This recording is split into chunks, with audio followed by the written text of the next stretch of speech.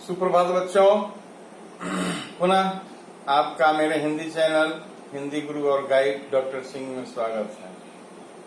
बच्चों, मैं इस वीडियो चैनल के माध्यम से हिंदी व्याकरण से जुड़ी विषयों पर चर्चा किया करता हूं और आज हिंदी व्याकरण के अंतर्गत मेरी चर्चा का विषय है विशेषण।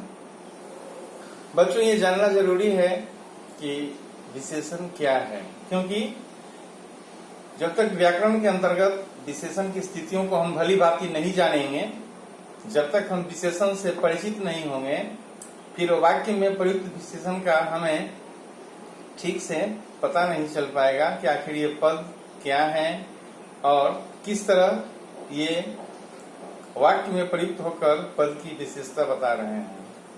तो चलिए बच्चों, आज व्याकरण की श्रृंखला में मैं हिंदी व्याकरण के अंतर्गत विशेषण पर चर्चा करने जा रहा हूं। बच्चों, विशेषण की परिभाषा है कि संज्ञा और सर्वनाम की विशेषता बताने वाले पद विशेषण कहलाते हैं। नहीं, यानी जो पद संज्ञा और सर्वनाम की विशेषता बताते हैं उन्हें ही हम विशेषण कहते हैं। जाहिर सी बात है कि वाक्य में अलग अलग पद होते हैं, क्योंकि जब शब्द वाक्य में परिवर्तित हो जाते हैं तो उन्हें पद कहते हैं। इन बातों से हम भली भांति परिचित हैं बच्चों। और आज मेरी चर्चा का विषय है विशेषण। मैंने यहाँ एक उदाहरण दिया है आपको समझाने के लिए। काला घोड़ा। घोड़ा बच्चों विशेष्य है, यानी संज्ञा है, और जो काला है वो विशेषण है, यानी काला घोड़े की विशेषता बता रहा है। बिल्कुल स्पष्ट है बच्चों। जैसा कि मैंने परिभाषा में बताया था कि वैसे पद जो संज्ञा या सर्वनाम की विशेषता बताते हैं विशेषण कहलाते हैं। कोई उलझन नहीं है, बिल्कुल स्पष्टता के साथ समझने की आवश्यकता है कि विशेषण क्या है। और एक उदाहरण के द्वारा मैंने इसे बताने का प्रयास किया कि काला घोड़ा यानी काला घोड़े की विशेषता बता रहा है। इसलिए जो काला पद है यह विशेषण है और जो घोड़ा पद है वह विशेष्य है।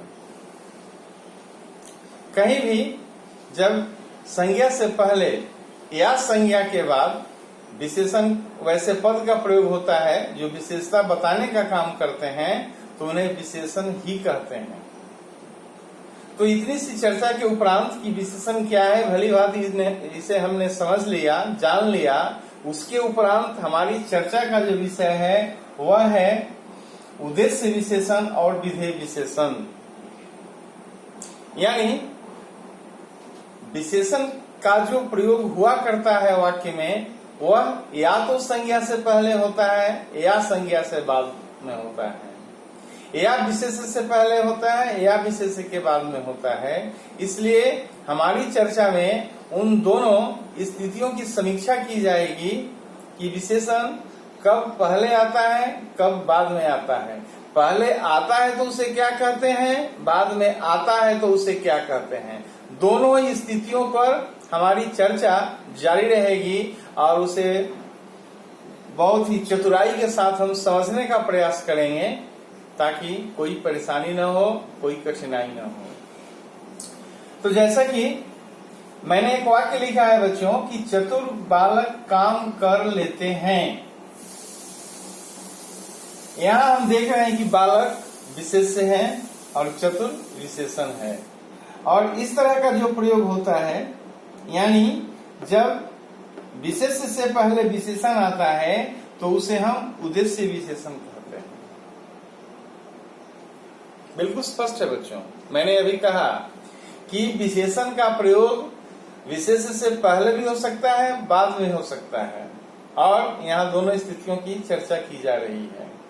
सबसे पहले यह जानना जरूरी है बच्चों कि जब विशेषण का प्रयोग विशेष्य से पहले होता है तो उसे हम उद्देश्य विशेषण कहते हैं, और जब विशेषण का प्रयोग विशेष्य से बाद में होता है तो उसे हम विधेय विशेषण कहते हैं। इसमें कोई परेशानी नहीं होनी चाहिए बच्चों। ये बखूबी समझने की आवश्यकता है, जानने की आवश्यकता है, और बखूबी से हम जान भी सकते हैं। मैं यहाँ उदाहरण के माध्यम से दोनों में फर्क आपको बताऊंगा ताकि आपको कठिनाई ना हो। लेकिन उदाहरण पर जाने से पहले इस मौलिकता को जानने की आवश्यकता है, इस मौलिकता को समझने की आवश्यकता है कि आखिर उद्देश्य विशेषण क्या है और विधेय विशेषण क्या है। बच्चों, पुनः एक बार मैं इन बातों की पुनरावृत्ति कर रहा हूं ताकि आपको कठिनाई न हो। जैसा कि मैंने पहले बताया कि जब विशेषण का प्रयोग संज्ञा से पहले होता है तो उसे हम उद्देश्य विशेषण कहते हैं, और जब विशेषण का प्रयोग विशेष्य से बाद में होता है तो उसे हम विधेय विशेषण कहते हैं। और बच्चों, वाक्य के जो अंग हैं उसके अनुसार जो उद्देश्य विशेषण होता है उद्देश्य के हिस्से में होता है, और जो विधेय विशेषण होता है वो विधेय के हिस्से में होता है, क्योंकि वाक्य के जो दो अंग हैं उद्देश्य और विधेय, इसे भी बखूबी हमने जाना है, समझा है, पढ़ा है। यदि आप इन बातों को विस्मृत कर रहे हैं तो पुनः एक बार जानने की आवश्यकता है कि वाक्य के जो दो अंग हैं उद्देश्य और विधेय, और उन स्थितियों में जब विशेषण का प्रयोग होता है, जब वह उद्देश्य के हिस्से में होता है तो उसे हम उद्देश्य विशेषण कहते हैं, और जब वह विधेय के हिस्से में होता है तो उसे हम विधेय विशेषण कहते हैं। इतनी बातें बिल्कुल साफ है बच्चों, और इस चर्चा के उपरांत हम उदाहरण के माध्यम से इसे देखने का प्रयास करेंगे, जानने का प्रयास करेंगे, परखने का प्रयास करेंगे कि आखिर उद्देश्य विशेषण और विधेय विशेषण में क्या फर्क है, किस तरह ये वाक्य में प्रयुक्त होते हैं। तो चलिए बच्चों, यहाँ हम उदाहरण के द्वारा इनको देखते हैं, जानते हैं। चतुर बालक काम कर लेते हैं। यहाँ बालक विशेष्य है और चतुर विशेषण है, यानी विशेषण का प्रयोग विशेष्य से पहले, संज्ञा से पहले किया गया है, और इस तरह के प्रयोग को हम उद्देश्य विशेषण की श्रेणी में लाते हैं, क्योंकि बालक उद्देश्य का हिस्सा है वाक्य में। दूसरा है, यह बालक चतुर है। यहाँ बालक विशेष्य है और चतुर विशेषण है। जाहिर सी बात है कि पहले वाक्य में विशेषण पहले आया था, दूसरे वाक्य में विशेषण बाद में आ रहा है, इसलिए इस तरह के प्रयोग को हम विधेय विशेषण कहते हैं।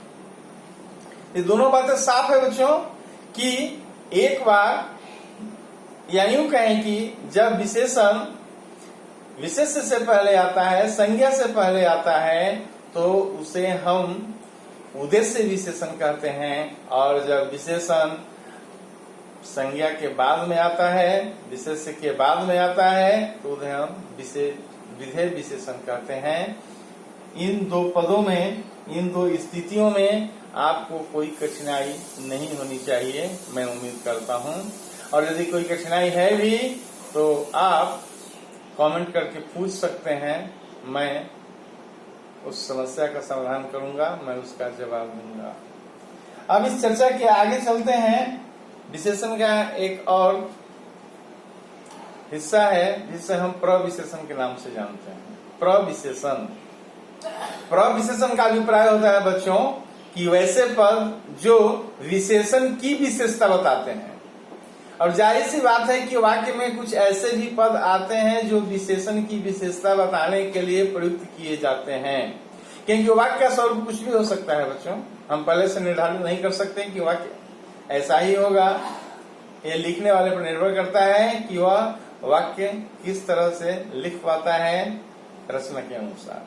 क्योंकि जब हम वाक्य लिखने की बात करते हैं, किसी भी भाषा की बात करें, जब वाक्य रचनांतरण की बात होती है तो उसमें व्याकरणिक नियमों को सामने प्रस्तुत किया जाता है, यानी वाक्य रचना व्याकरणिक आधार पर की जाती है। इसलिए वाक्य छोटा भी हो सकता है, बड़ा भी हो सकता है, ये लिखने वाले पर निर्भर है। यहाँ हम चर्चा कर रहे हैं प्रविशेषण की, और मैंने यहाँ का उदाहरण दिया है कि गंगा सबसे लंबी नदी है। अब बच्चों यहाँ देखने की आवश्यकता है कि नदी, गंगा की विशेषता बताई जा रही है कि गंगा लंबी है, और लंबी की विशेषता बताने के लिए सबसे का प्रयोग किया गया है, यानी गंगा सबसे लंबी नदी है।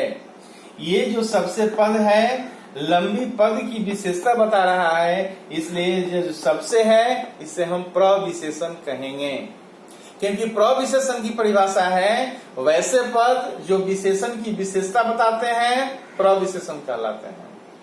जाहिर सी बात है इन स्थितियों में हमें समझने की आवश्यकता है उदाहरण के माध्यम से कि आखिर प्रविशेषण किस तरह विशेषण की विशेषता बताने में अपनी महत्वपूर्ण भूमिका अदा कर रहे हैं।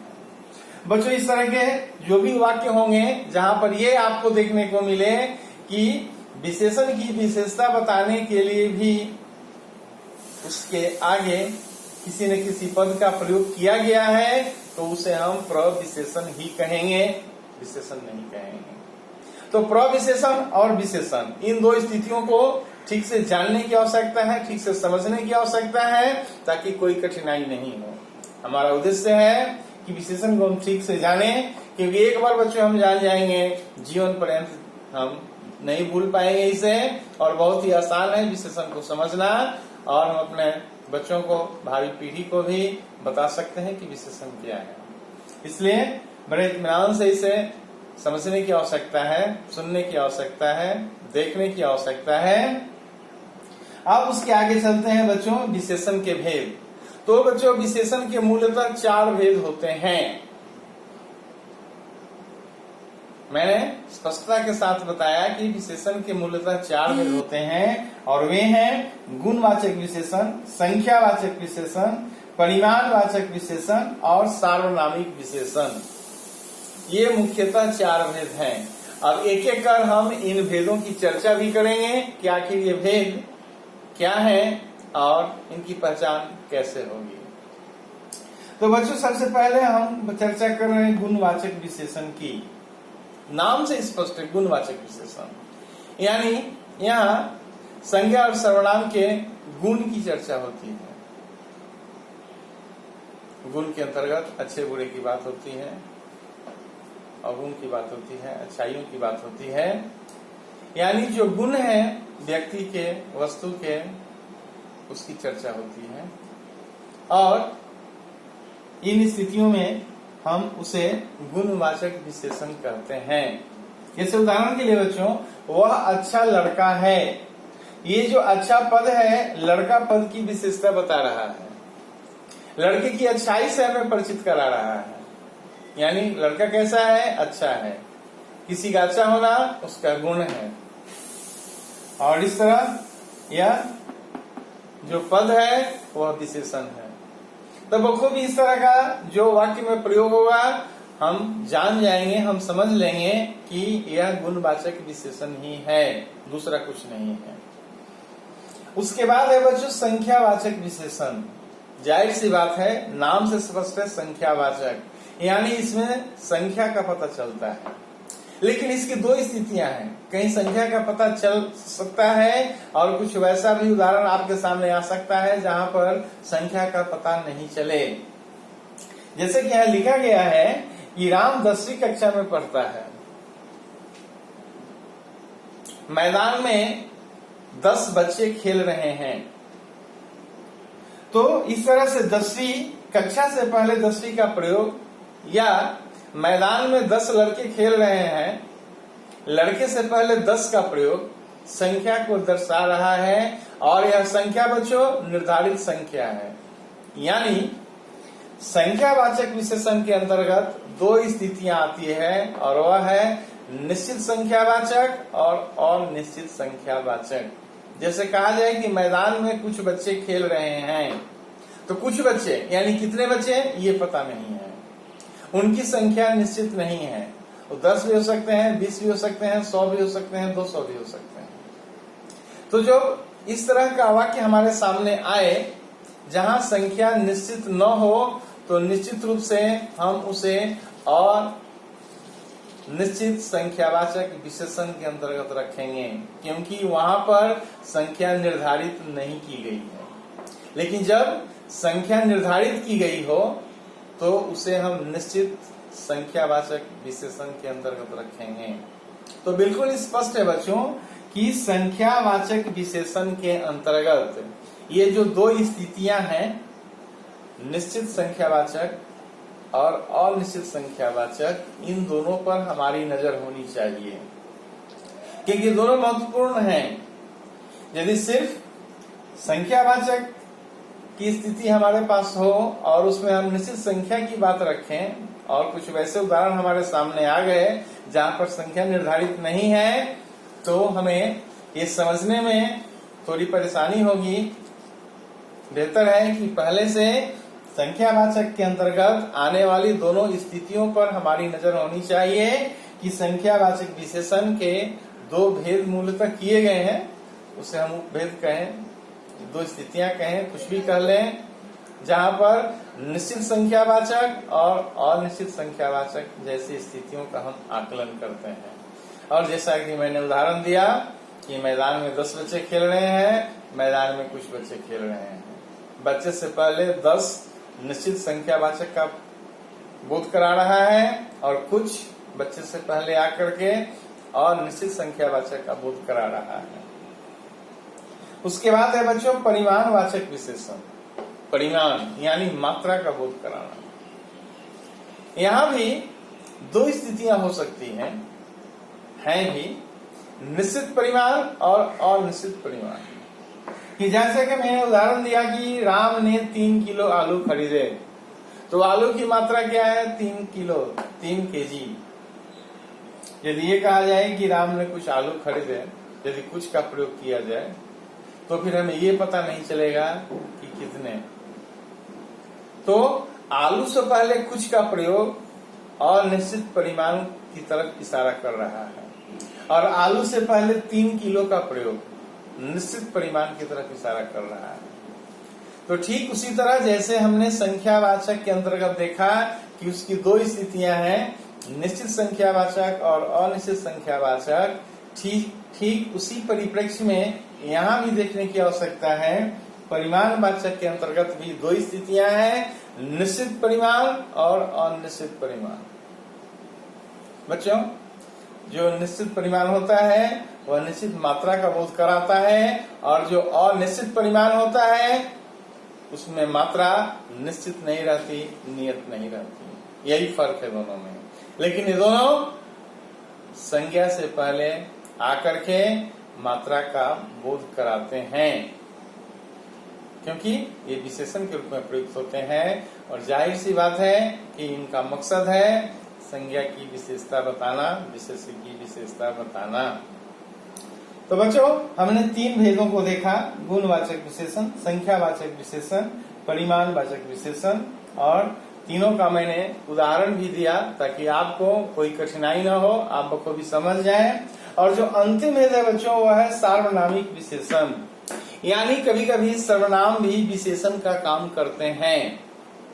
यूं तो सर्वनाम है, बखूबी आप जानते हैं। सर्वनाम क्या है बच्चों? सर्वनाम वैसे शब्द हैं जो संज्ञा के बदले प्रयुक्त होते हैं।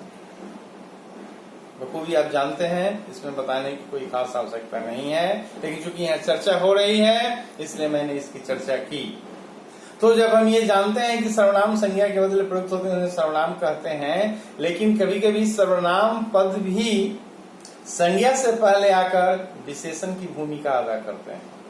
जैसे कि यहाँ उदाहरण लिया जाए, यह घड़ी मेरी है। घड़ी से पहले यह का प्रयोग, यह भले ही सर्वनाम है लेकिन घड़ी से पहले यदि वाक्य में यह का प्रयोग किया गया है तो यह सर्वनाम नहीं बल्कि सर्वनामिक विशेषण के रूप में हमारे सामने प्रयुक्त है। यदि इसी वाक्य को हम बदल दें, यह मेरी घड़ी है, तो फिर यह सर्वनाम हो जाएगा। लेकिन यह घड़ी मेरी है, घड़ी से पहले यह आया है, इसलिए यह यहाँ पर सार्वनामिक विशेषण है। तो इस फर्क को समझना है, इस अंतर को समझना है कि आखिर किस तरह सर्वनाम संज्ञा से पहले आकर, विशेषण से पहले आकर उसकी विशेषता बताने में अपनी महत्वपूर्ण भूमिका अदा कर रहा है, और इन स्थितियों में इसे हम सार्वनामिक विशेषण कहेंगे। तो बच्चों, इस विशेषण श्रृंखला के अंतर्गत, विशेषण विषय के अंतर्गत आज हमने चर्चा की विशेषण की परिभाषा क्या है, उद्देश्य विशेषण क्या है, विधेय विशेषण क्या है, प्रविशेषण क्या है, और विशेषण के कौन कौन से भेद हैं, उसे हमने एक एक उदाहरण के माध्यम से देखा, उसकी परिभाषा पर चर्चा की गई। मैं उम्मीद करता हूं कि ये वीडियो आपको पसंद आया होगा। निश्चित रूप से आप इसे लाइक करेंगे, शेयर करेंगे और सब्सक्राइब करेंगे ताकि आने वाले वीडियो से भी आप रूबरू हो सकें, उसकी भी जानकारी मिल सके। धन्यवाद बच्चों।